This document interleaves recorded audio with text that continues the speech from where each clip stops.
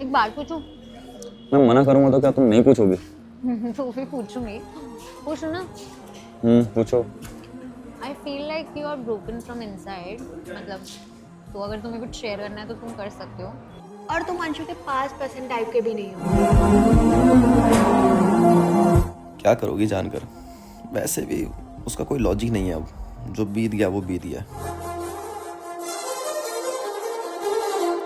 एक इंसान को तब बुरा नहीं लगता जब वो उदास हो या परेशान हो। उसे बुरा तब लगता है जब उसे ये पता चल जाता है कि उसकी उदासी का कारण और कोई नहीं, वो खुद है। खैर, मैं घर से निकला था मेरी मम्मी की बहू से मिलने के लिए, पर अपनी डेस्की के बैड पास के कारण मैंने उन्हें आने से मना कर दिया था। बट आई डोंट नो, बस में ना जाने कहाँ से मेरी मुलाकात इन मोहतरमा से हो गई, जिससे मेरी जान पहचान तो 0% है, बट स्टिल ये इस तरह एक्ट कर रही है जैसे ये मुझे बचपन से जानती हूँ। खैर, कहानी को आगे बढ़ाते हैं। मुझे कुछ शेयर नहीं करना। दर्द को जितना बताओ ये उतना ही बढ़ता है, और मैं अभी जिस हालात में हूँ मुझसे वही दर्द नहीं झेला जा रहा, और मैं उससे और ज़्यादा दर्द सहने के लायक भी नहीं हूँ। So just leave it. अरे बुद्धू, अगर तुम बताओगे नहीं तो दिल हल्का कैसे होगा आपका? बातें बताने से दिल हल्का होता है यार।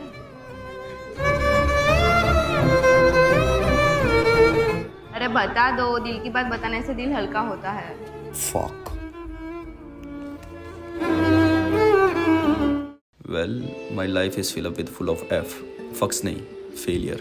Failure in respect, जो आज तक किसी से मिली नहीं। Failure in exam, कोशिश बहुत की पर कभी नहीं कर पाया। Failure in friendship, मैंने तो निभाई पर कभी सामने वाले से नहीं मिली।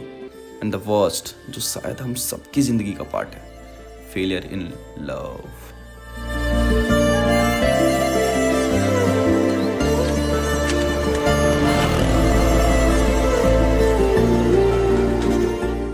कहते हैं ना, तुम मेरी ज़िंदगी में वही हो जिसे मैं पाना चाहता हूँ, पर मैं तुम्हारी ज़िंदगी का वो पार्ट नहीं जिसे तुम पाना चाहते हो।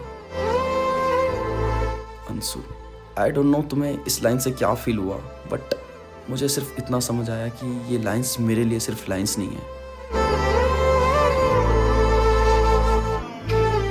चले मैडम। चलिए क्या? पीछे मैं चलाऊंगी।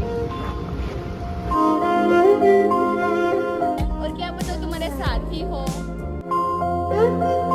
सामने भी खड़ी होती ना, फिर भी तुमको पता नहीं चलता।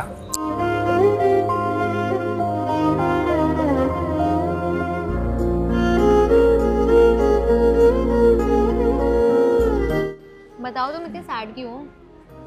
मैं तुम्हें बता देता, पर मैं बुरी यादों को और याद कर कर उसे बढ़ाना नहीं चाहता। एंड वैसे भी 3 घंटे में बस आ जाएगी, और इस बार मैंने सीट दूर दूर की है, तो परेशानी का तो झंझट ही नहीं है। मैं तुम्हें बता देता बट बता नहीं चाहता। अच्छा ठीक है, मैं प्रॉमिस करती हूँ कि मैं बस में तुम्हें परेशान नहीं करूँगी, तो तुम मुझे बात बता दो उसके बाद। काश ये कहानी सच में सुनाने लायक होती तो मैं भी बहुत अच्छे से सुनाता, पर मुझे नहीं लगता कि मैं तुम्हें सुना पाऊंगा। बट मैं उसकी यादों के तले दबता जा रहा हूँ, और तुम लगता है शायद वही हो जिससे मैं अपनी सारी बातें बताकर अपना दिल हल्का कर सकता हूँ।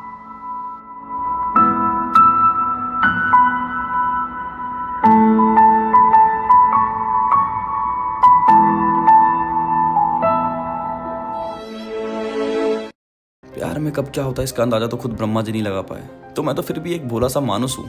खैर, ये है अंशु, हमारी लव स्टोरी की हीरोइन। और मैं पहले बता दूं, हाँ, मेरी जिंदगी की एक प्यार भरी कहानी है जिसमें थोड़ा सा प्यार, थोड़ा सा तकरार और बहुत सारी दूरियां शामिल है।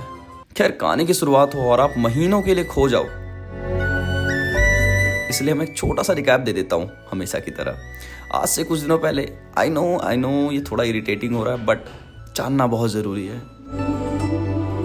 आज से कुछ दिनों पहले मुझे मेरे घर में एक डायरी मिली थी, जिसे पढ़ने पर मुझे पता चला था कि ये और कोई नहीं, मेरी डेस्की है, मेरे बचपन का प्यार। फिर क्या, मैंने जमीन आसमान एक कर दिया उसे ढूंढने के लिए। आई मीन लाइक, तुम खुद सोचो, अगर तुम्हें तुम्हारे बचपन का प्यार मिलेगा तो क्या तुम उसे जाने दोगे?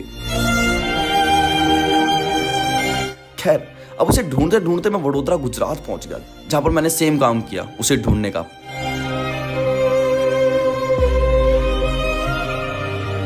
पर वो मुझे कहीं नहीं मिली। और कुछ इसी तरह मैं हार मानकर घर वापस जा रहा था। पर कहते हैं ना, प्यार को समझना इतना आसान नहीं जितना आप समझते हो।